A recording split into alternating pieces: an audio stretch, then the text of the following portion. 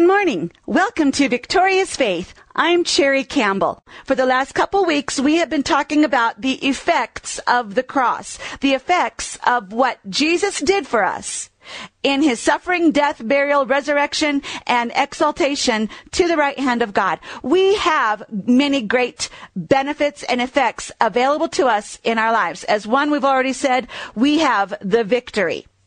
Glory to God in Christ Jesus.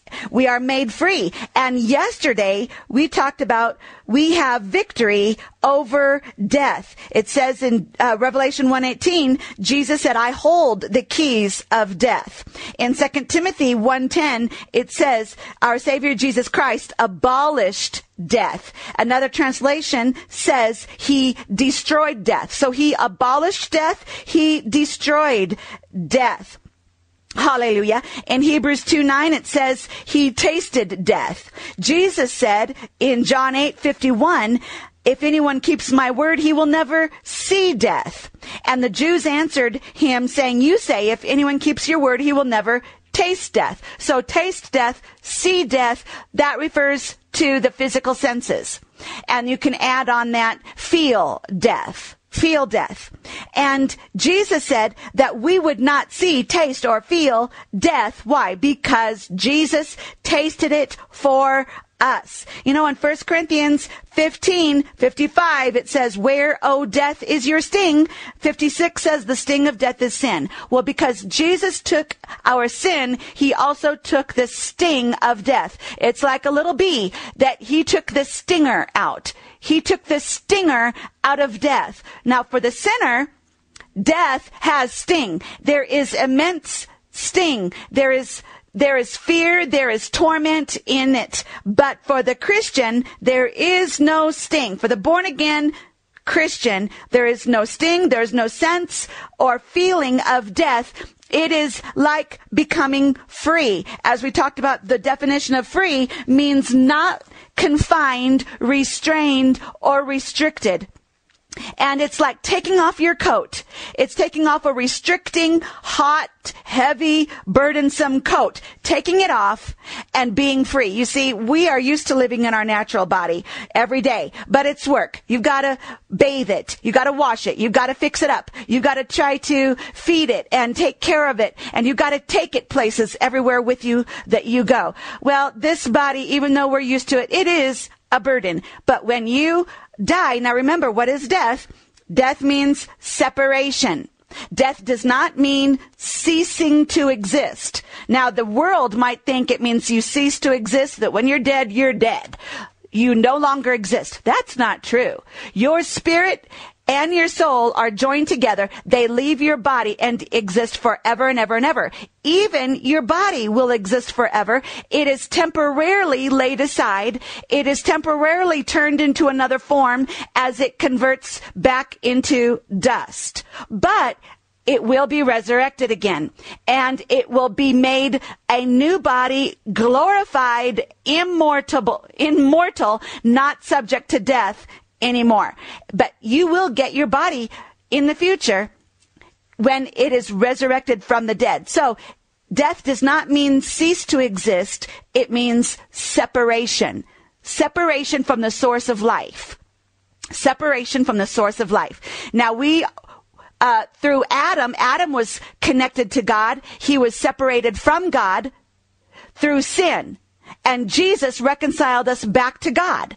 And that is where we are spiritually reborn. Spiritual death is separation from God, the source of life. Hallelujah. So now we know that we are victorious over death. Now I want to go on, before we lose any more time, to a very important effect of being in Christ, effect of the work of Christ for us on the cross. Because Jesus defeated and abolished death, he was resurrected from the dead.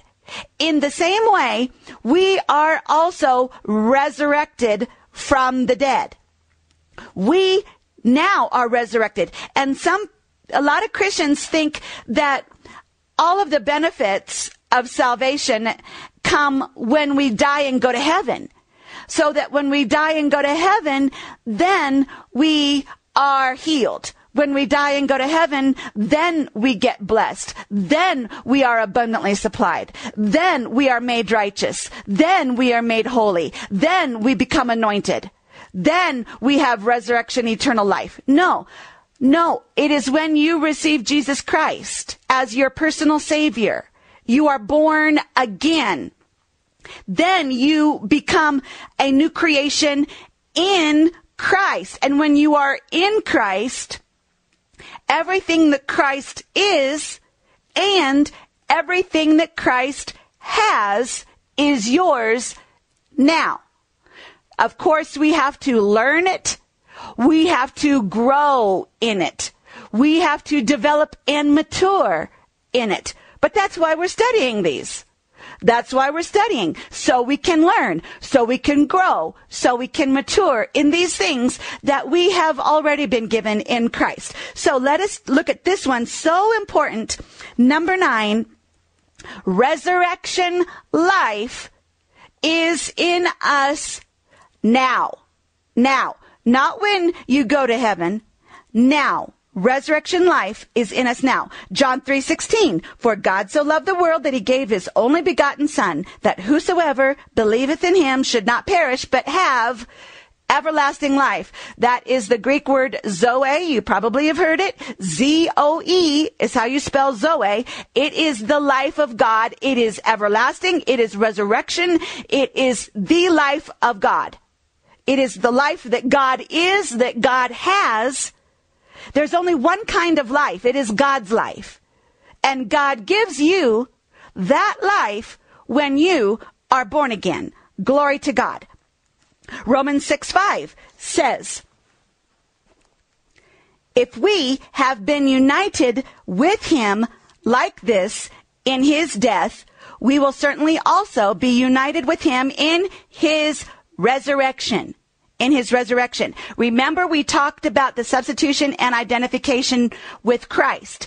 We talked about that a couple weeks ago. We identify with Christ in his death. We also identify with him in his resurrection. Glory to God. So this says we are united with him in his resurrection. We are united with him in his resurrection. Glory to God. And Romans 6:23, the gift of God is eternal life in Christ Jesus our Lord. Eternal life, resurrection life, it is the same. Glory to God. And then remember Romans 8:11. Romans 8:11. And if the spirit of him who raised Jesus from the dead is living in you. Now you're born again. His spirit is living in you. He who raised Christ from the dead will also give life, that's resurrection life, to your mortal bodies. That is not just your glorified body.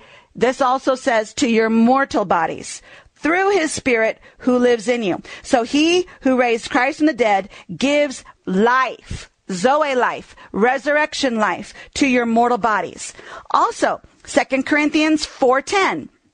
See, I'm giving you several scriptures to show you that this is strongly taught and established in Scripture. We have resurrection life right now when we get born again because we have the life of God.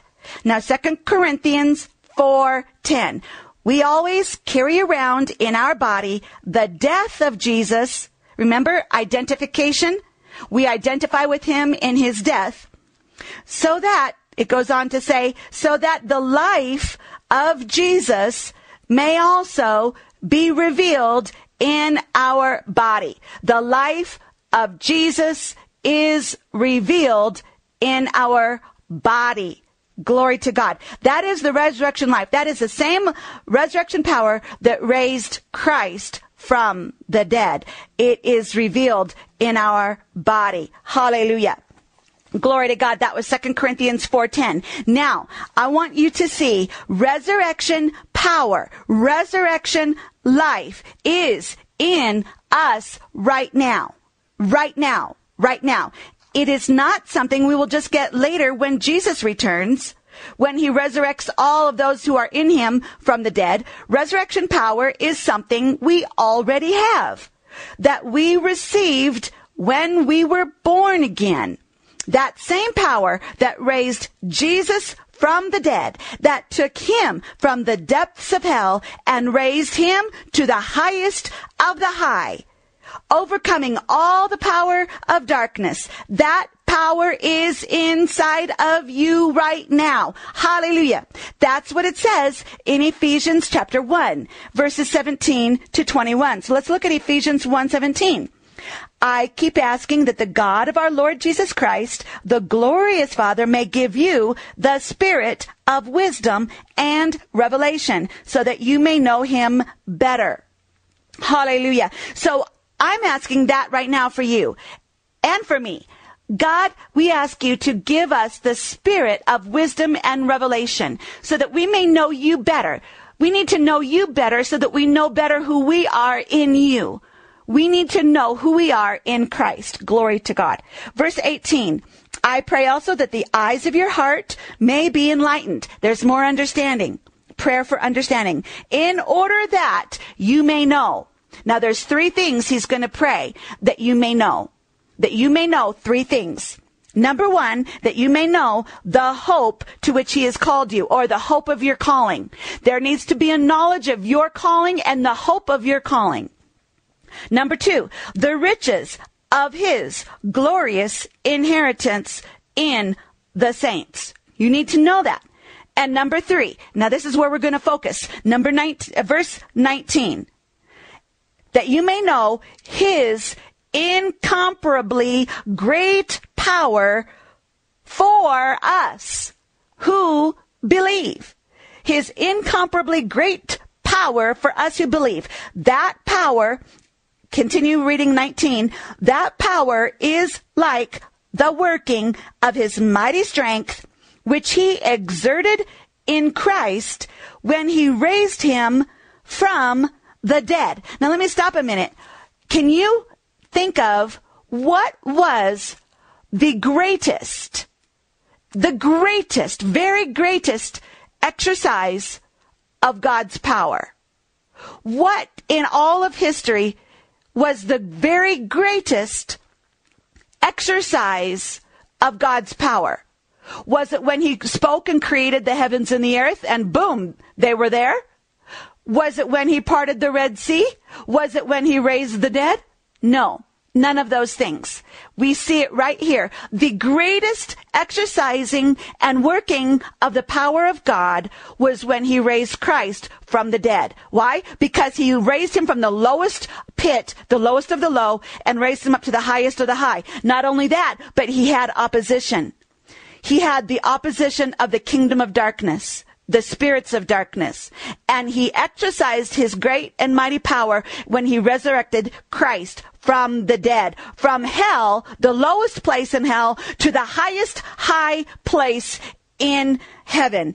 Hallelujah. So let's see that again. Verse 19, and his incomparably great power for us who believe. That power is like the working of his mighty strength, which he exerted in Christ. He exercised, he exerted, he worked his power in Christ when he raised him from the dead and seated him at his right hand in the heavenly realms, far, far, far, far, far, far, far, far, far, far, far, far, far above. He's not just a little bit above the devil. He is far, far, far, far, far above. The devil is way, way low, low, low, low, low, low down. You see, some people think that God and the devil are pretty close. They are universes apart in separation. Christ is far, far, far above all rule and authority, power and dominion, and every name or title that can be given. not only in the present age, but also in the one to come. That's the power that God exerted when he raised Christ from the dead, and he raised him from the lowest low in hell and seated him at the highest high in the heavenly realms, far above all rule and authority and power and dominion. He is nowhere close to anything below him. Hallelujah. Glory to God. And what's this prayer? That you may know it. That you may know this power, this same power that raised Christ from the dead, this power, as it says in 19, is for us who believed. This power that raised Jesus from the dead and seated him in the highest place. That incomparably great power is the resurrection power that raised Jesus from the dead. That resurrection power is for us who believe. It's the power that gave us new birth. New birth. The same power that raised Jesus from the dead raised your spirit from the dead. Your spirit was dead, just like Jesus' spirit was dead. What does dead mean? Remember, it's separation from the source of life, separation from God. Jesus was separated from the Father when he was in hell. He was raised up and joined again. We were separated from God in sin. We were dead spiritually, separated from the source of life when we were dead in sin. Then the resurrection power that went into hell to raise Jesus' spirit from the dead, that is the same resurrection power, the very same, no different, the same resurrection power that goes into you, and into your spirit, that raises your spirit from the dead and gives you new birth. Glory to God. So now, just like Jesus, you are resurrected from the dead. You are now resurrected. We are now resurrected from the dead right now. Hallelujah. And that same resurrection life is not only in our spirit, but as we saw in 2 Corinthians 4:10, it is to be revealed in our bodies. And as Romans 8:11 gives life to our mortal bodies. So the same resurrection power that raised Christ from the dead gave new birth to your spirit, raised your spirit from the dead, but it is also to manifest in our mortal natural bodies. Glory to God. We are right now resurrected from the dead. Glory to God. Now, we need to get this revelation. This is a deep concept, but we need it. We need revelation of it because it will change the way we think and the way we live. Many Christians are asking God, oh God, please help me. Oh God, give me the power. Oh God, give us the power. Send your power now. He already did. He already gave you the power. He already resurrected you. You've got it inside you. You've got resurrection power inside of you. We have to come to learn. We have to know. We have to learn, know, and understand. We must understand what is inside of us already. What is in there? It's all in there. The resurrection power, that incomparably great power for us who believe, is in us now. Glory to God. That's why in Acts chapter 3, when Peter and John went to the beautiful gate, they saw the crippled man who had been crippled from birth. And Peter said to him, to the crippled man, silver and gold I do not have, but what I have, I give you. Notice he said, I have something. What do I have? I have resurrection power. I have that resurrection life. Get up now and be healed in the name of Jesus.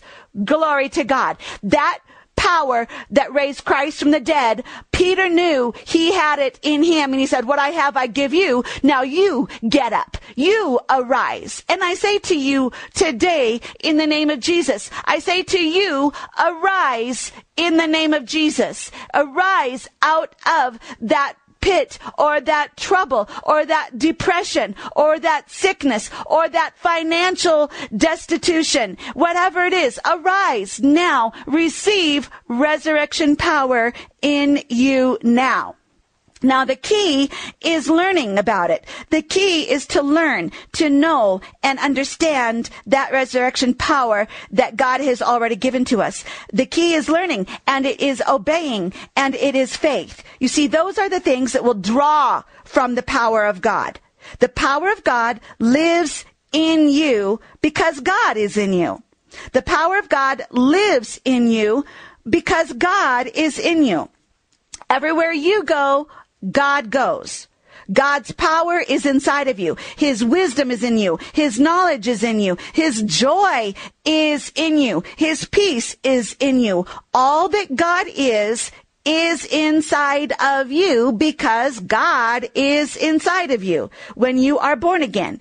Now, if you're not born again, you need to ask him to come into your heart. You need to repent of sin and confess Jesus as Lord. Say, Jesus Christ, I ask you to forgive me of my sins. I ask you to be my Savior, be my Lord and Master. Come into my heart and I will serve you for the rest of my life. In Jesus' name, amen. Now, if you just prayed that prayer, you need to write to me and tell me, and I will send you some information about your new birth. But if you are already born again, when you are born again, you have God inside of you and you have his resurrection power in you. So that means you don't have to be asking for the power.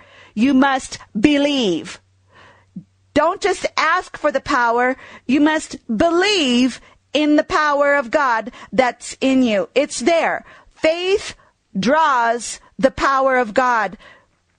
Faith draws the power of God. Also, obedience. Faith and obedience. Faith and obedience. Two major keys to receiving anything from God. Because in disobedience, you cannot receive from God. When you are not doing his will, you are cutting off his supply. But when you are in obedience, when you're listening and obeying, listening and obeying, listening and obeying every day, you qualify and you continually have access to God and to all that he has. It's in you, and the faith, your faith draws it up. Glory to God. And I'm out of time.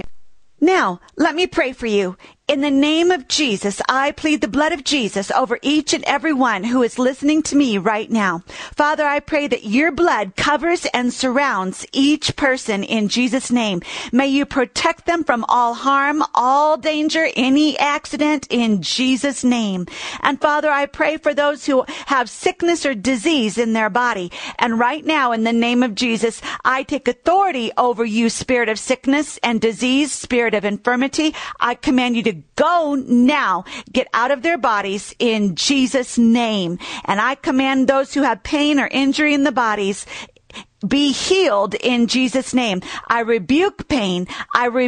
I command all injuries be healed, muscles, bones, ligaments, tendons, organs, all the blood cells of the body, be healed, be healed, be healed in Jesus' name from the top of your head to the soles of your feet. And if that's you, say, I take it now in Jesus' name. I am healed. And Father, I pray for you to lead and guide and direct each person today.